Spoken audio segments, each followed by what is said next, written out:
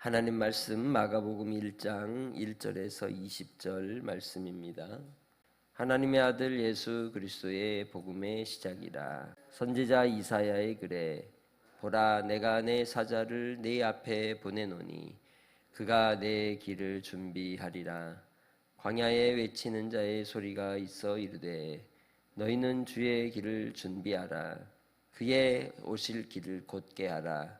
기록된 것과 같이 세례 요한이 광야에 이르러 죄 사함을 받게 하는 회개의 세례를 전파하니 온 유대 지방과 예루살렘 사람이 다 나아가 자기 죄를 자복하고 요단강에서 그에게 세례를 받더라.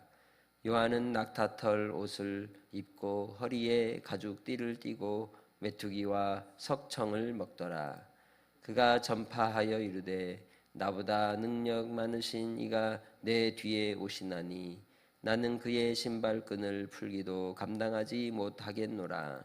나는 너희에게 물로 세례를 베풀었거니와 그는 너희에게 성령으로 세례를 베푸시리라. 그때에 예수께서 갈릴리 나사렛으로부터 와서 요단강에서 요한에게 세례를 받으시고 곧 물에서 올라오실새 하늘이 갈라짐과 성령이 비둘기같이 자기에게 내려오심을 보시더니 하늘로부터 소리가 나기를 너는 내 사랑하는 아들이라 내가 너를 기뻐하노라 하시니라. 성령이 곧 예수를 광야로 몰아내신지라. 광야에서 40일을 계시면서 사탄에게 시험을 받으시며 들 짐승과 함께 계시니 천사들이 수종 들더라. 요한이 잡힌 후 예수께서 갈릴리에 오셔서 하나님의 복음을 전파하여 이르시되 때가 찼고 하나님의 나라가 가까이 왔으니 회개하고 복음을 믿으라 하시더라. 갈릴리 해변으로 지나가시다가 시몬과 그 형제 안드레가 바다에 그물 던지는 것을 보시니 그들은 어부라. 예수께서 이르시되 나를 따라오라.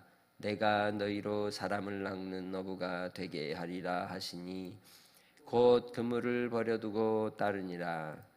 조금 더 가시다가 세베대의 아들 야고보와 그 형제 요한을 보시니 그들도 배에 있어 그물을 깁는데 곧 부르시니 그 아버지 세베대를 품꾼들과 함께 배에 버려두고 예수를 따라가니라.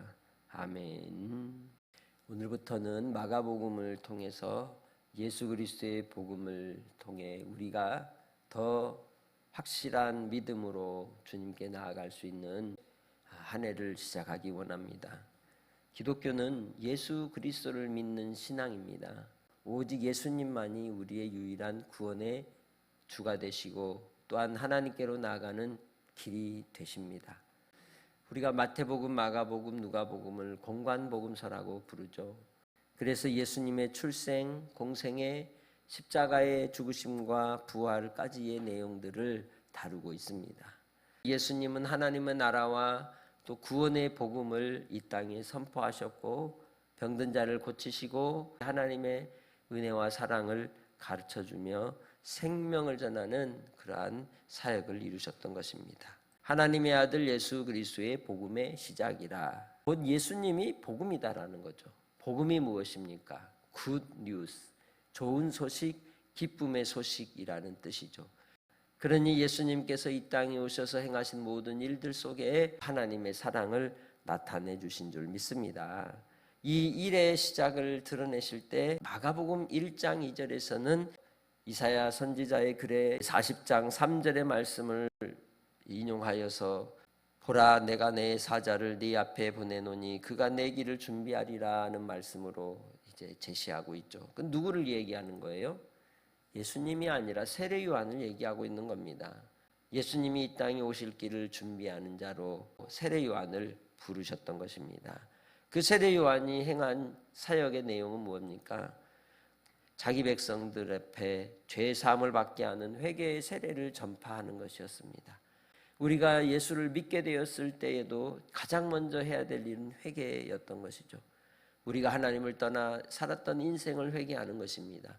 주님 없이 살아온 삶을 하나님 앞에 철저히 자백하고 고백하며 우리의 죄악을 낱낱이 돌이키는 것이 회개의 세례라고 말할 수 있습니다.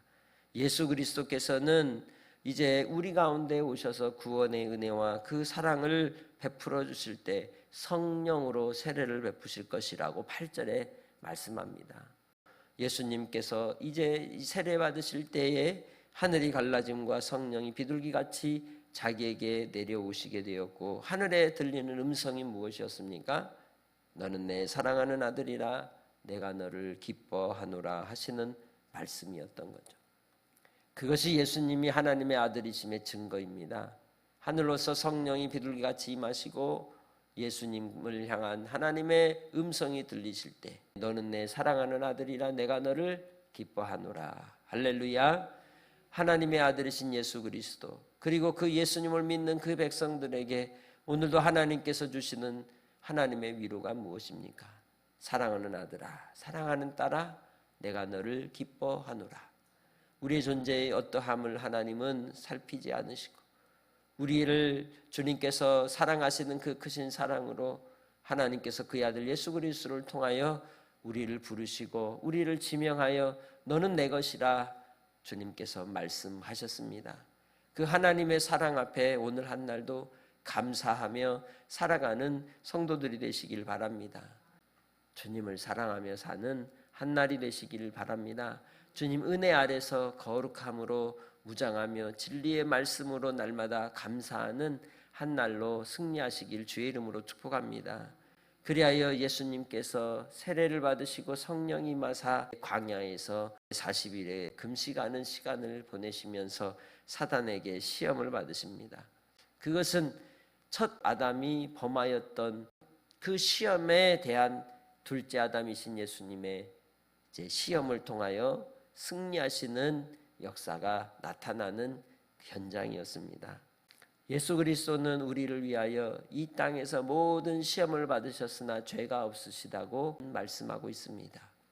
참 사람으로 오신 예수님, 참 하나님이신 예수님께서 우리에게 생명의 길을 열어놓으시기 위해 공생의 시작이 바로 사탄에게 시험을 받으사 육신의 정욕, 안목의 정욕, 이생의 자랑, 아버지의 사랑이 없는 정욕을 따라 살아가는 인생들의 죄악을 철저히 끊으시고 사단의 결박을 풀으시고 승리하는 역사를 열어주셨던 것처럼 우리도 주님 안에서 날마다의 삶 가운데 하나님의 말씀을 따라 나는 할 수 없으나 주의 말씀은 능히 하실 수 있으며 나는 이룰 수 없으나 성령님은 내 안에서 능히 승리케 하실 것을 믿고 주 안에서 날마다 시험에 싸워 이기며 나아가는 믿음의 권속들이 되시기를 주님의 이름으로 축복합니다.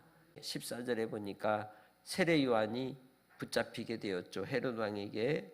그리고 나서야 비로소 예수님이 갈릴리에서부터 하나님의 나라의 복음을 전파합니다.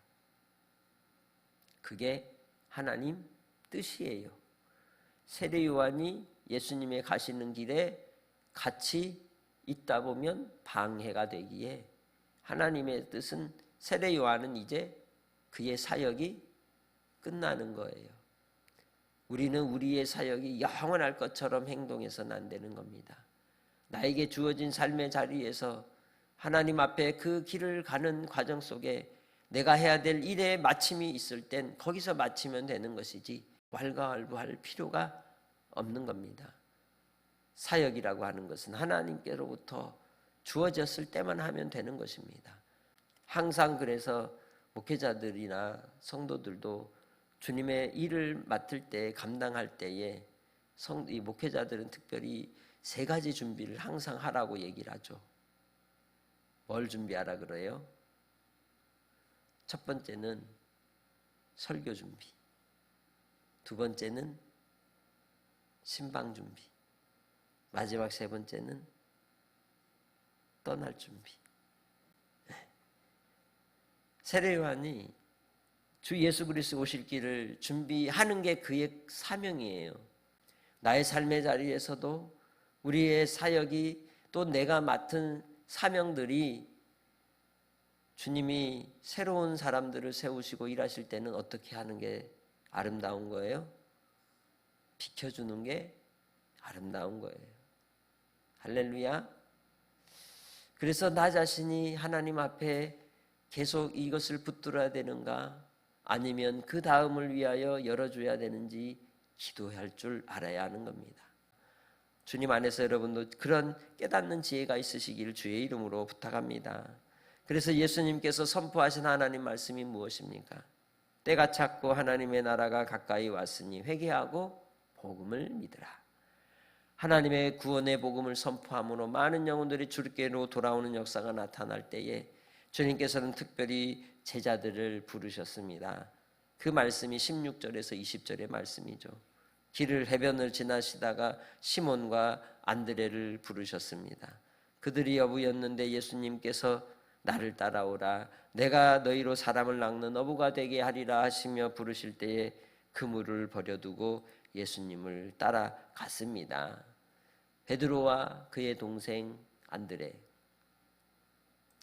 그들은 예수님을 따르는 일에 있어서 그 부르심이 어떤 내용이었습니까? 사람 낚는 어부였습니다. 나는 나의 삶의 자리에서 어떤 특기, 재능을 가지고 있습니까? 은사를 가지고 있습니까? 혹은 어떤 직업을 가지고 있습니까? 하나님께서는 그 나의 삶의 천직에 특별한 의미를 부여하십니다. 사람을 살리는, 생명의 문을 여는 나의 직업을 주셨다는 거죠. 이제는 주님 안에서 우리가 살아가는 나의 삶의 자리는 귀한 자리라는 걸 잊지 마시길 바랍니다. 오늘 내가 하는 일은 의미 없는 일이 아닙니다.